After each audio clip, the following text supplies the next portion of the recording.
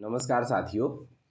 आज मध्य प्रदेश के सभी शासकीय प्राथमिक शाला, शासकीय माध्यमिक शाला और एकीकृत माध्यमिक शाला और अनुदान प्राप्त शालाओं में शाला प्रबंधन समिति का निर्वाचन या गठन संपन्न होने जा रहा है।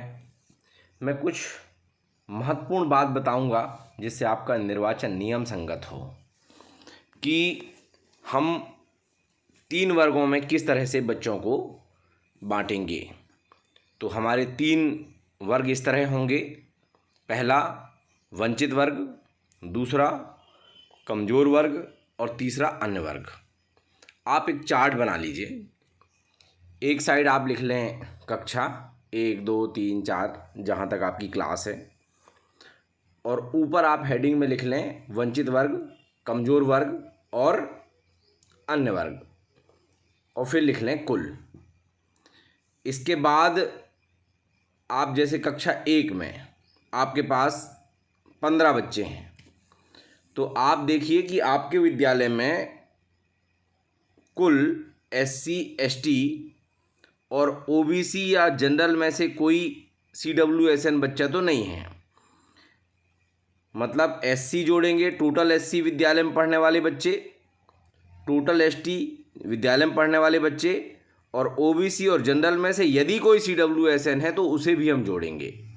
तो इस तरह से आपका वंचित वर्ग बनेगा। कमज़ोर वर्ग देखने के लिए क्या करेंगे, अब हम SC ST चूँकि हमने पहले ले लिया है, सिर्फ OBC और जनरल के बच्चे बचे हैं, CWSN बच्चे भी हमने ले लिया है। तो ऐसे बच्चे जो OBC और जनरल हैं और BPL में हैं, गरीबी अंत्योदय कार्डधारी हैं या BPL कार्डधारी हैं, और ऐसे बच्चे जो अनाथ हैं यानी माता पिता दोनों जीवित नहीं हैं, तो ये 3 कैटेगरी के बच्चे आपके कमज़ोर वर्ग में आएंगे। फिर से मैं रिपीट कर दूं, वंचित वर्ग में कौन आया, SC ST और CWSN।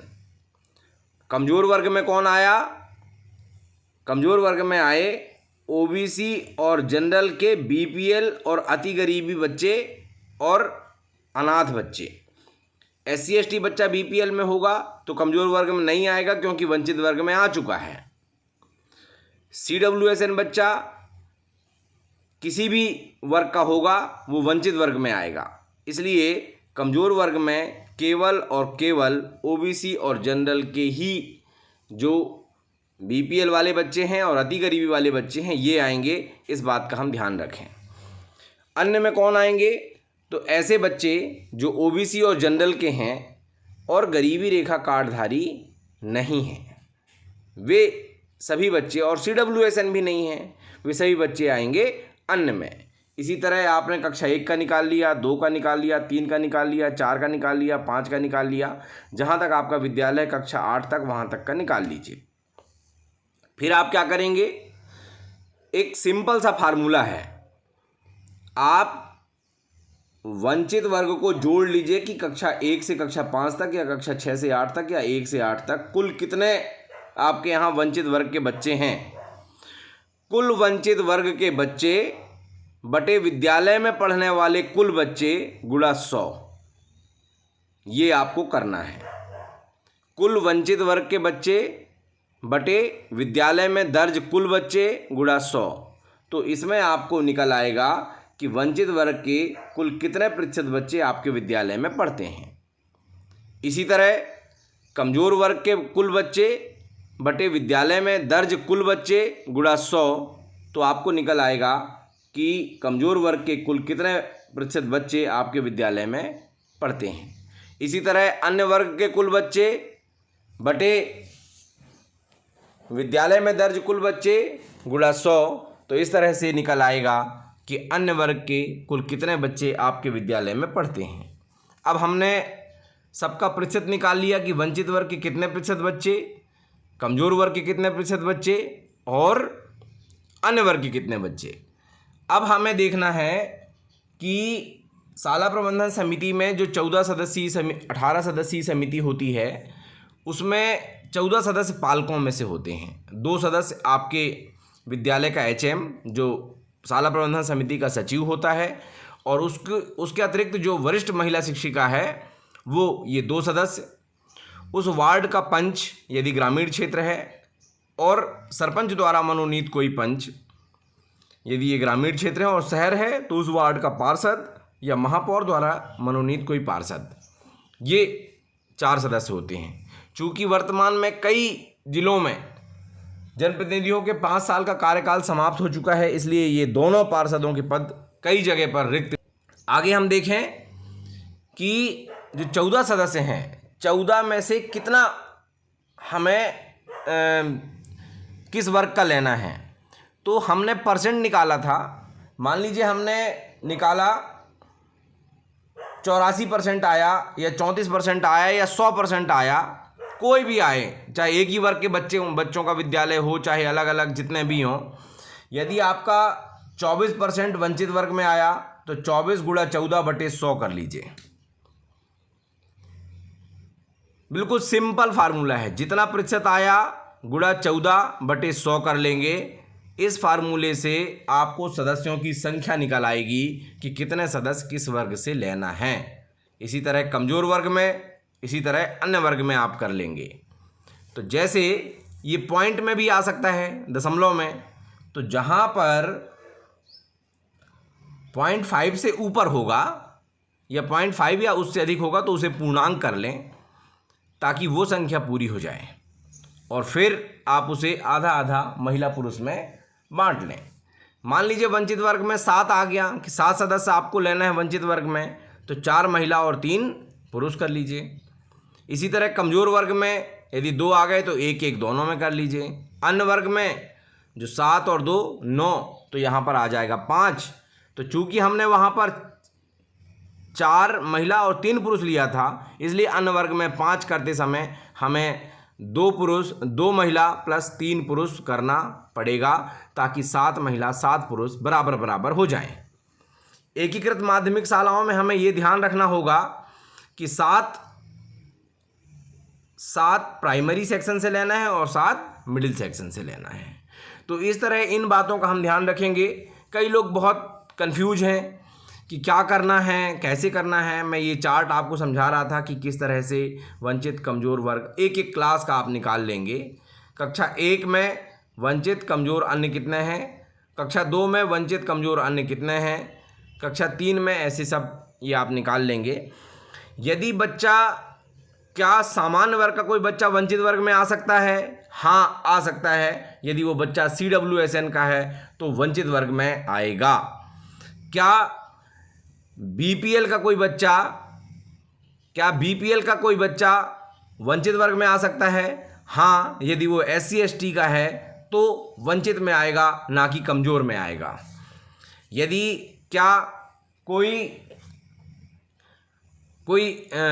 ऐसा बच्चा जो BPL ना हो, वो कहाँ आएगा? तो जो BPL ना हो और OBC और जनरल का बच्चा है तो वो अन्य वर्ग में आएगा। इस तरह से कुछ प्रश्न हैं जहाँ कुछ भ्रांतियाँ हैं। एक और है, ये तो हमने 14 सदस्य कैसे निकालना है ये निकाल लिया। हमें रिजल्ट किस सेशन का लेना है, सब लोग कंफ्यूज हैं।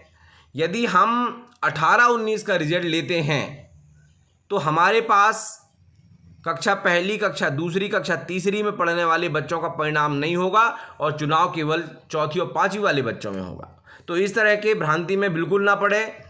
हमें परिणाम लेना है 2020-21 का। 20-21 का परिणाम लेंगे। चूँकि कक्षा 1 में से पूर्व बच्चे का कोई एग्ज़ाम नहीं हुआ, उसका कोई परिणाम हमारे पास नहीं है। कक्षा 1 से 4 में पढ़ने वाले बच्चों का पिछले साल का परिणाम हम लेंगे। जो वर्तमान में कक्षा 2 से 5 में पढ़ रहे हैं, उसमें हम सबसे पहले A+ ग्रेड लेंगे, फिर A लेंगे, फिर B लेंगे, फिर C लेंगे, और जब तक हमारे सदस्यों की संख्या पूरी नहीं हो जाती तब तक हम इस प्रक्रिया को पालन करेंगे।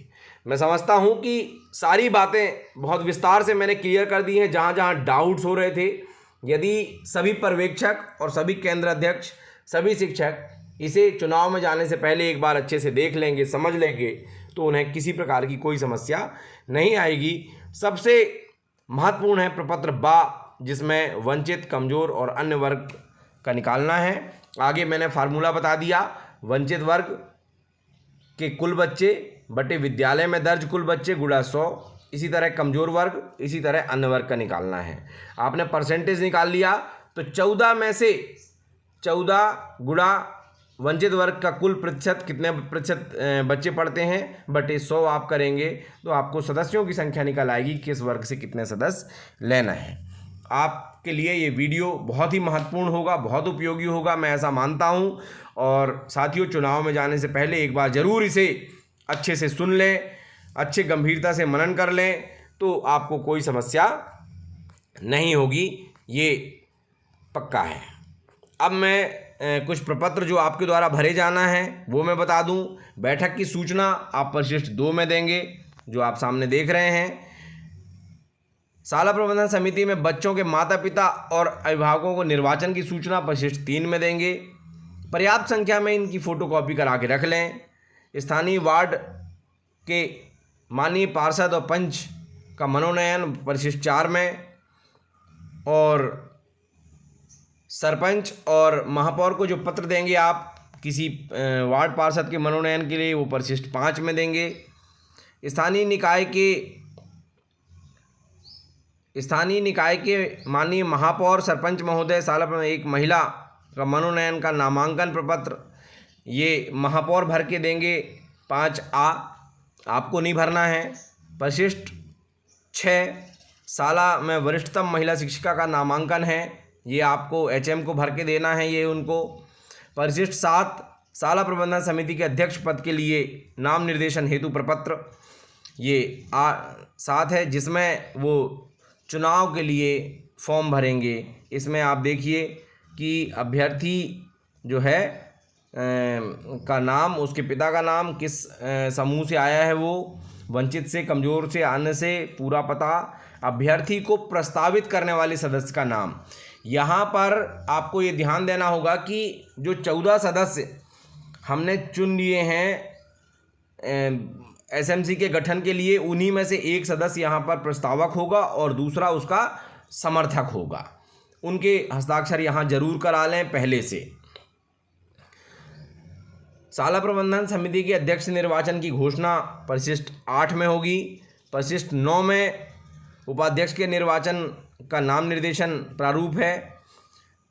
10 में उपाध्यक्ष के निर्वाचन की घोषणा का प्रारूप है, और 11 में आप ये जानकारी भर के BRC कार्यालय में जमा करेंगे। इसको देख लें, शाला का नाम, जन शिक्षा केंद्र का नाम, विकासखंड, ये पूरा जानकारी देंगे। शाला प्रबंधन समिति में पालकों अभिभावकों के चयन के साथ गठन संपन्न हुआ, हाँ या नहीं। स्थानीय पंच या पार्षद का मनोनयन हुआ, हाँ या नहीं। महापौर द्वारा महिला पंच या पार्षद का मनोनयन हुआ, हाँ या नहीं। अध्यक्ष का चुनाव हुआ, हाँ या नहीं। उपाध्यक्ष का चुनाव हुआ, हाँ नहीं। अध्यक्ष, उपाध्यक्ष, स्थानीय पार्षद, ये पूरी जानकारी आप देंगे, और फिर आगे जानकारी जिला शिक्षा केंद्र जाएगी। तो ये पूरा जो वीडियो है, ये आपके लिए अनेक शंकाओं के समाधान के लिए आज मैंने बनाया है। इसे आप चुनाव से पहले, जाने से पहले ज़रूर एक बार अच्छे से सुन लें, देख लें। निश्चित रूप से आपका चुनाव निर्विघ्न होगा, नियम संगत होगा, कहीं कोई त्रुटि नहीं होगी। धन्यवाद। एक बार पुनः आग्रह करूंगा, यदि अभी तक आपने मेरे चैनल को सब्सक्राइब नहीं किया है तो प्लीज़ इसे सब्सक्राइब करें, लाइक करें, कमेंट्स करें। धन्यवाद।